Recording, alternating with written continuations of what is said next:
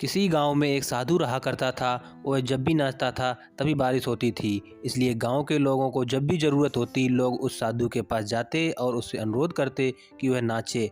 और जब वह नाचने लगता तो बारिश ज़रूर होती। कुछ दिनों बाद 4 लड़के शहर से गांव घूमने आए। जब उन्हें यह बात पता चली कि किसी साधु के नाचने से यहाँ बारिश होती है तो उन्हें यकीन नहीं हुआ। शहरी पढ़ाई लिखाई के घमंड में उन्होंने गांव वालों को चुनौती दे दी, अगर हम भी नाचेंगे तो बारिश होगी और यदि बारिश नहीं हुई तो साधु के नाचने से भी बारिश नहीं होगी। अगले दिन सुबह सुबह गांव वाले उन चारों लड़कों को लेकर साधु की कुटिया के पास पहुंचे। गांव वालों ने साधु को सारी बात बताई। फिर उन लड़कों ने नाचना शुरू किया। पहले लड़के ने नाचना शुरू किया। आधा घंटा बीत गया। पहला लड़का थक कर बैठ गया पर बादल नहीं दिखे। कुछ देर बाद दूसरे लड़के ने नाचना शुरू किया और 1 घंटे बीतते बीतते वह भी थक कर बैठ गया।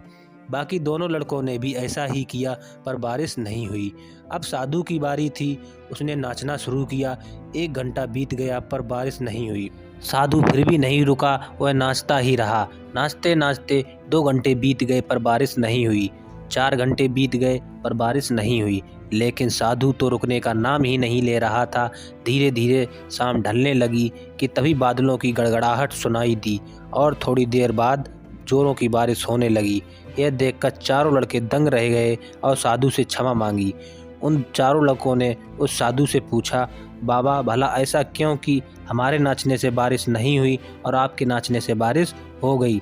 साधु ने उत्तर दिया, जब मैं नाचता हूँ तो 2 बातों का ध्यान रखता हूँ। पहली बात तो मैं यह सोचता हूँ कि यदि मैं नाचूंगा तो बारिश को होना ही पड़ेगा। इसलिए अगर हमें सफलता हासिल करनी है तो हमें साधु की तरह ही अपने लक्ष्य को प्राप्त करना होगा।